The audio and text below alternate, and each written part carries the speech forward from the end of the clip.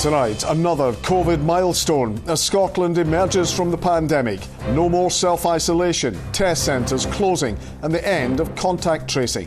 But a warning, the pandemic is not over yet. We are living with COVID, and in fact we have been for some time, but we're now living alongside the virus, but we're managing the virus. That's really the key phrase. Also making the headlines, the woman turning to the black market for drugs to ease their menopause symptoms as supply chain issues pose a serious risk to health. Cut! Sorry. The modern world comes to Downton. And a new era and a touch of Hollywood as Downton comes back to the big screen. I'm Vanessa Kennedy in Edinburgh. And I'm John Mackay in Glasgow. This is the STV News at 6.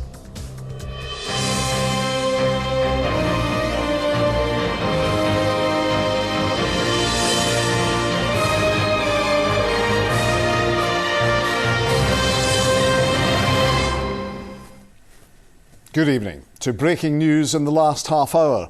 The family of the murdered Scottish aid worker David Haines have come face to face with his killer as he was sentenced to life. David's daughter Bethany was in a US courtroom for the sentencing. We're expecting her to be among the families of those murdered to make a statement outside the court shortly. 38-year-old Alexander Coty was previously found guilty of the murder of 4 hostages. Well, Polly Bartlett is in the newsroom for us now. And Polly, what's the latest? Well, the sentencing at the court in Virginia is finished, and Alexander Coty has been sentenced to life in prison on all 8 counts. This is the scene outside the district court at the moment, where we're expecting to hear from the families of his victims shortly. They'd earlier arrived at the court to hear the sentencing. Bethany Haines, whose father David was killed by ISIS, is among them. Her dad was a former RAF engineer and also an aid worker who'd gone to Syria to offer assistance. David's brother Mike was also in court. Before the sentencing, Bethany read out a deeply personal victim impact statement. "My whole life has been turned upside down," she said. "I wake up in the night hearing my dad screams as he's being tortured by these men. I hear him begging for his life and I can't do anything to save him." 38-year-old Alexander Coty, who's from London, was sentenced for the murder of 4 American hostages. He was one of so-called Islamic State militants nicknamed the Beatles because of their British accents. He was convicted earlier this month with co-accused Al-Shafei El-Sheikh, who was also in court today. He's still to be sentenced. They were part of a terror cell who were responsible for the brutal killings of 27 Western captives, including, it's believed, David Haines. Coty has been stripped of his UK citizenship, but he may still return here to serve part of his sentence. Polly in the newsroom, thank you. A new phase of the COVID pandemic. This weekend we will reach another significant milestone as Scotland emerges from self-isolation with the further easing of restrictions. From Sunday, test centres across the country will close and contact tracing will come to an end. The public health guidance will now be to stay at home if you feel unwell or have a fever. While experts describe this shift as a positive step, they stress the pandemic is not over yet. Here's our chief reporter Sharon Frew. On this day 2 years ago, they had to queue to get into Glasgow Airport's COVID test centre. Today, it was deserted. Test sites will begin packing up this weekend as the focus of this pandemic response shifts. Inside this envelope is antiviral medication. A mother has arrived to collect it for her daughter who is immunocompromised. As more treatments have become available, this centre based at Hairmyres Hospital has expanded to help high-risk patients deal with their COVID symptoms at home. We explain to them that we offer 3 different types of treatment. It just is very person-centred, depending on your conditions, what kind of medication you're on. And if it is for the IV infusion, you're only in for a couple of hours in your home. You're not in all day. So we explain to them it's only a few hours if you do need to come in for it. But we can obviously offer you oral medication if you'd rather. One of the patients given this option in recent weeks was Michael Flynn. The former US Marine and martial arts teacher was on the shielding list due to chronic lymphatic leukemia. He called staff the morning he found out he tested positive for COVID. So then 3 hours later, this guy chaps the door and he's got this dose of medication, a 5-day dose of medication. Shortly after the 3rd dose on Wednesday morning, I was fine. You know, I mean, I just felt brand new. Not everyone on the shielding list meets the criteria for antiviral medication, a situation groups including Parkinson's UK say must be addressed. Here, staff believe efforts so far have been helping to reduce hospital admissions. Around about 1,300 patients have been through the assessment pathway. 800 patients have received treatment. So looking at the data, that has most likely prevented serious illness, hospital admissions or death in around 70 to 80 patients. After more than 2 years of being on an emergency footing, this status will lift for the NHS in Scotland at the weekend. But despite a fall in COVID cases, huge pressures remain on the workforce as they deal with capacity issues and demands for urgent care. From Sunday, there will be no requirement to self-isolate. Instead, anyone with COVID symptoms, such as a fever, will be urged to stay at home until they feel better. PCR tests are no longer advised and all contact tracing will end. Testing will remain available to certain groups, including healthcare staff, hospital patients and care home visitors. We are living with COVID, and in fact we have been for some time, but we're now living alongside the virus, but we're managing the virus. That's really the key phrase. Now the scientists are still looking very carefully at new variants. We're also doing clinical research around new treatments, and we're rolling out the treatments that we have. So that is not stopping. And we may need to step up our response in future. For now, the downward trend continues. Last week, 1 in 25 people were infected with COVID. These sites may disappear in the coming days, but the virus itself is far from gone. Sharon Frew, STV News. For many women, the menopause brings debilitating symptoms and they rely on hormone replacement therapy to ease them. But a nationwide shortage of the drug is now forcing some menopausal women to buy it on the black market. Experts are warning supply chain issues are now posing a serious risk to women's health. It comes as the UK government appoints an HRT czar to try to alleviate the supply chain issues. But some women reliant on the treatment say it's just lip service. Here's our political reporter, Laura Alderman. Like more than 1 million women across the country, Caroline uses hormone replacement therapy, or HRT, to help manage her symptoms of the menopause. It's been life-changing, but with supplies running low nationwide, she's now worrying about where her next prescription will come from. I think it's just incredibly dangerous and really worrying because a lot of women do suffer from suicidal feelings as well, and that kind of low mood depression, and adding to that is not helpful. Desperate to get their hands on HRT, many women are being driven to the black market. I've heard of women swapping and sharing. I spoke to somebody else who had done a kind of a swap with a neighbour because her neighbour had 3 bottles of gel, and whilst that's wonderful for her, I'm sure from a doctor's point of view that's just not safe. It's not really just not a very good idea. So women are helping each other out as best they can, but this shouldn't be happening. There shouldn't be this shortage. There's more demand for the treatments, which can come in sprays, tablets, gels and patches. But now it's also made it harder to get a hold of. And it is the most effective treatment we currently have for treating menopausal symptoms. And so with that increase in confidence, there has been an increase in need for prescriptions for HRT. And sadly, so far, the supply hasn't kept up with that. But hopefully it will do. The measures are being taken to try and increase supply to the UK. A shortage of HRT products has left some pharmacies with empty shelves and scrambling for stock. We've heard stories of women travelling to 2 or 3 different pharmacies to get their prescriptions, with many accepting alternative treatments rather than none. One of the things that we would do as GPs is try and urge people not to panic too much and overorder HRT. Can completely understand why people want to do that, because I think for a lot of women who've found an HRT that works really well for them, the last thing they want is to run out of it. But the problem is that if people overorder, it means that there definitely won't be enough to go round. An HRT czar has been appointed by the UK government to tackle the shortage. But for the women dealing with the menopause, the return of debilitating symptoms may only be one missed prescription away. Laura Alderman, STV News, Edinburgh. Protesters have staged a blockade at Cairnryan ferryport near Stranraer today as part of demonstrations against the sacking of 800 P&O crew members last month. The RMT union is asking passengers not to travel on the ferry. P&O said the decision was taken as a last resort to ensure the company's survival. Well, from Cairnryan, here's James Mahan. It's nothing in, nothing out in Cairnryan. That's what protesters have been telling us for the last 2 hours. They are staging a third blockade and they say they're going to stay here for as long as possible until P&O bosses have been sacked. Union reps are very, very disgruntled and frustrated by what's happened to the over 800 employees, some who've been working for more than 40 years for the ferry operator. Ultimately, what the RMT are looking for is a change in employment law. For the Tory government at Westminster, they need to tighten employment law. They've given us a lot of warm words, but so far no action. And no other company feels emboldened enough to try and do what P&O have done. The management of P&O are an absolute disgrace, and they cannot and will not be allowed to get away with this behaviour to workers.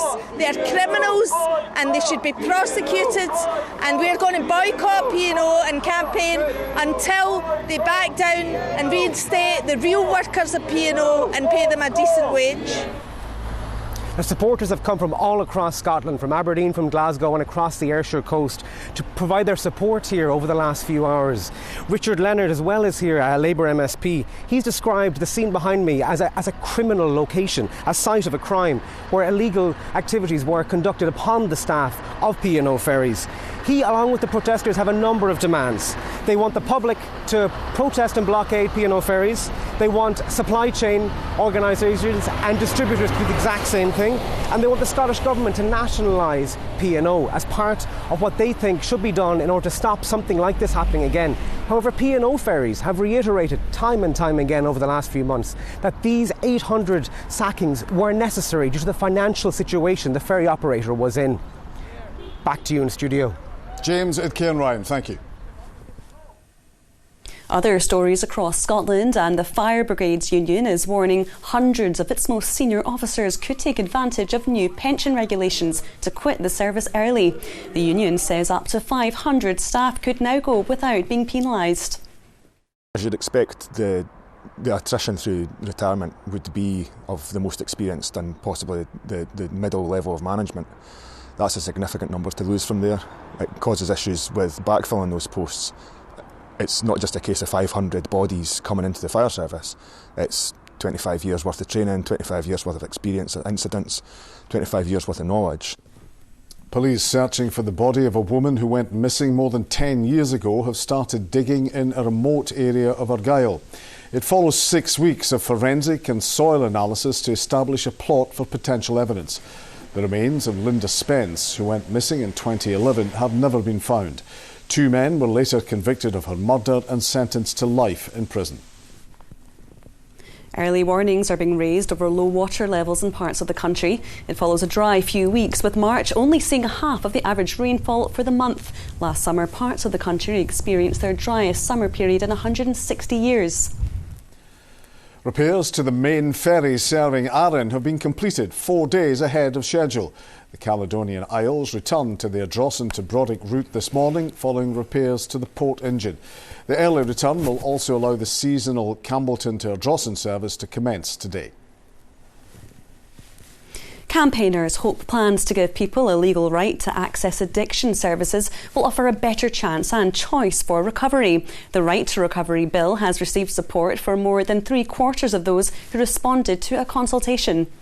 The proposals from the Scottish Conservatives would seek to prevent people being refused treatment. The Scottish Government says it will consider the detail of the bill when it emerges. Our political correspondent Ewan Petrie reports. Before I came in here, I didn't have a future, it wasn't going to be a future for me. Teresa believes this rehabilitation unit has saved her life. I've been trying to get clean and sober for 6 years, and it wasn't the fact that people weren't willing to help. I didn't know where to go to ask. There's still a stigma attached to it. People look down on people that drink and take drugs, but you don't know their stories, you don't know their backgrounds. Andy was addicted to heroin from the age of 18. Until recently, he thought he could beat his illness alone. My life's changed dramatically over the last month, I feel safe. I've got a purpose to get up in the morning. and I feel like I'm really starting to get better. I think that this will be the time that I get better. Scotland has by far the highest drug death rate in Europe. I don't know whether it's through poly-drug abuse, availability, whatever it is, but it's certainly getting worse and we need to tackle the problem now. Residential care is thought to be one of the most successful interventions for people with drug and alcohol problems, so I don't think you'll ever get enough services in Scotland. The Scottish Conservatives' Right to Recovery Bill would ensure people addicted to drugs or alcohol are able to access the treatment they require.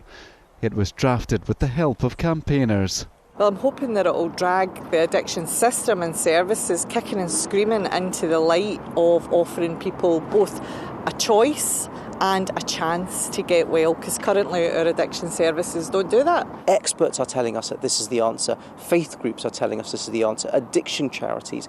We are being told by everyone this is the right thing to do. So if that's the case, we would really hope that this would get cross-party support.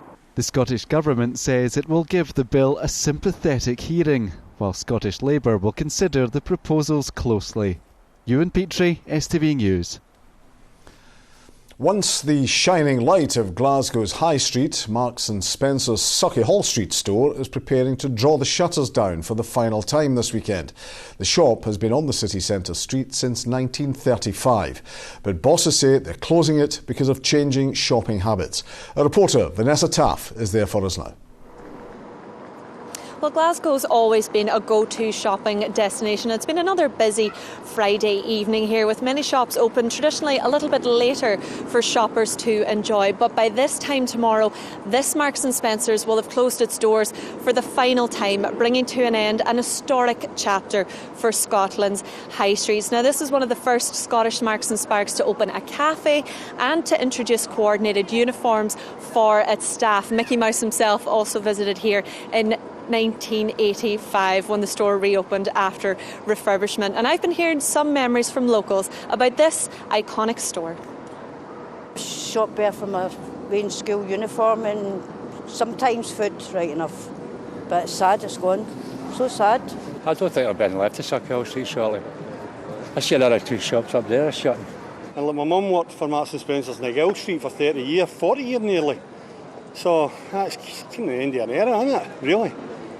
It's so sad to see it going. I don't think Sauchiehall Street will be the same again. Quite a bit of shopping in there, yeah. It's a big major store to lose in Sauchiehall Street. Now, the majority of the staff working here have been offered other roles within the company, and M&S say it's a chance to invest in its other Glasgow stores. But this closure will mean another vast and empty unit on this already struggling street. Over the years, we've seen BHS close its doors just down the road from here, and fires have impacted venues such as the O2 ABC, which has also impacted trading. But while COVID has changed our shopping habits, this major closure will have a lasting impact on Glasgow city centre. Vanessa on Sauchiehall Street, thank you. Now to the sport, and here's Ronnie.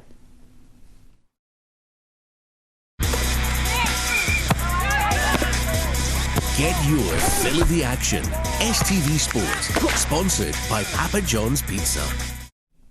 Yes, good evening. Giovanni van Bronckhorst says his side will go for the win against Celtic on Sunday, even if he rotates his squad. That's after Rangers suffered a 1-0 defeat to RB Leipzig in the Europa League semi-finals last night. Yesterday the approach was to get a good result back to Ibrox, and Sunday and next week, we have to win our game, so it's got to be a different approach, and so in that way it's we have to go out and make sure we do everything for the win. He always rotates the squad, but we'll be there. I don't see why we have to forsake a victory at Parkhead. We'll win on Sunday, we'll win on Thursday.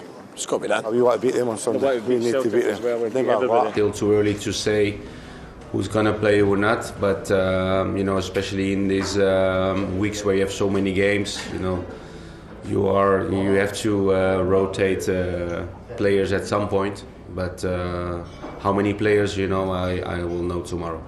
Leon Balogun is suspended for the weekend's match after being sent off against Motherwell. Kemar Roofe and Aaron Ramsey remain sidelined with injury. Ollie Dickinson, STV News. Well, in terms of the green side of Glasgow, Celtic could all but clinch the title on Sunday with a win. Ange Postecoglou is urging his players to embrace the occasion and give themselves a huge chance to be crowned champions of Scotland. These were the scenes the last time Celtic welcomed Rangers to the East End. A 3-0 win, moving Ange Postecoglou's side in front in the title race, and they haven't looked back since. Sunday presents the opportunity to move 9 points clear with just 9 points remaining. A win all but securing Celtic as champions. It's a big game.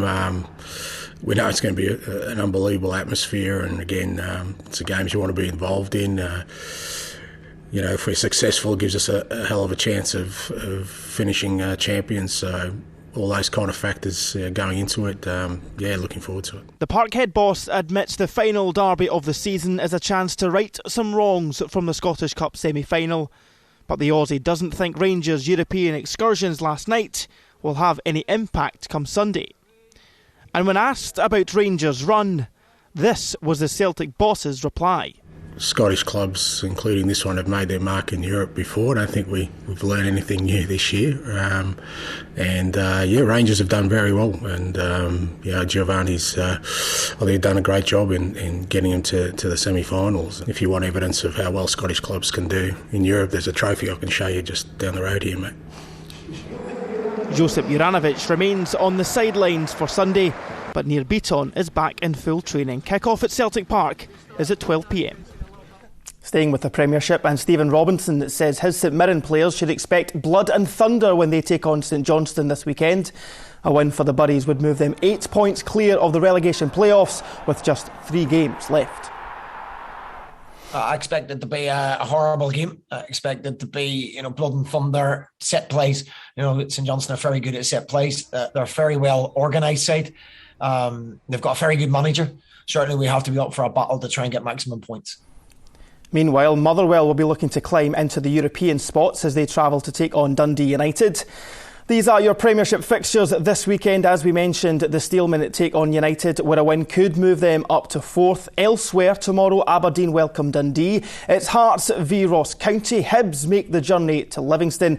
And St Mirren face St Johnstone. And on Sunday, the small matter of Celtic versus Rangers at noon. That's all your sport from me tonight, folks. Have a very good weekend. We're back same time next week. Bye for now.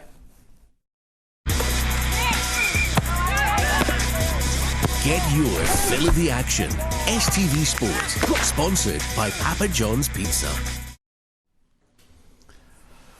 Now Philip has the weather and he's about to spoil Saturday. The outlook for the day is calm and settled.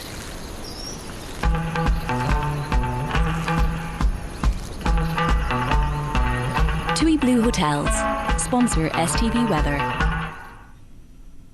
Well, as we head through this evening and overnight, there is still the chance of 1 or 2 showers just bubbling up across central and eastern areas. They don't last very long though.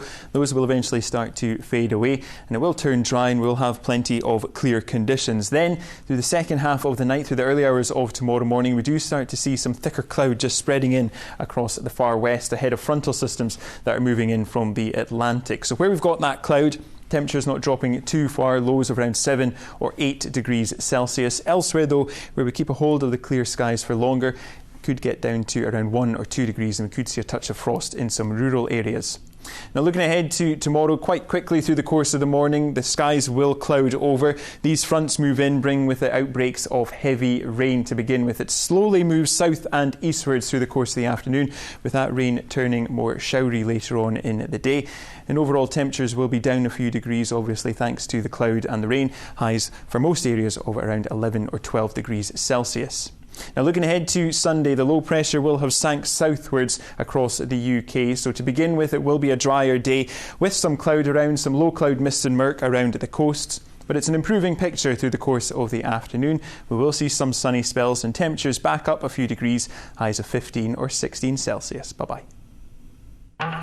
TUI Blue Hotels, sponsor STV Weather. And finally tonight, Downton Abbey, A New Era is released in cinemas today as the much-loved period drama returns to the silver screen for the second time. Part shot in France, a touch of Hollywood comes to Downton, and there's a starring role for a ship usually seen in Edinburgh.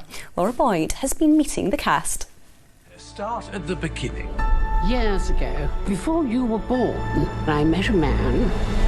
They spend a few days together and he gives her a house. You never thought to turn it down? Do I look as if I'd turned down a villa in the south of France? Quite right, Dowager. Downton is back in all its sumptuous glory, and if you're in need of a hug of a movie... I'm going to use that. That's a great description of it. Why would people go and see this? Because it's a big hug. I like that. I'm stealing it. Thank you. Then Downton A New Era is 2 hours of pure escapism just for you. Oh, well, the story picks up a few months after the end of the last film. We saw Lucy and Tom dancing at a ball, and here we see them dancing into their wedding.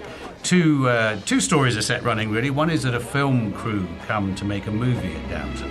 And so when the opportunity to visit a villa in the south of France comes up, some of us set off there to escape the film as much as anything. The ship they set sail on to France was actually one you might recognise. It was absolutely thrilling. We were really lucky because we got to go up to Edinburgh and film on the Royal Yacht Britannia, which was, a history lesson and extraordinary and a real, really special experience. It was a kind of a pinch yourself moment when we sat there, especially for that big dinner scene we had, looking out at the sea and the stairs that went down. It was one of those moments that you think, wow, why didn't we do all the dinner scenes like this in Downton over the last 12 years? But it wasn't all glamour on set. Shooting a period drama during COVID times was particularly challenging.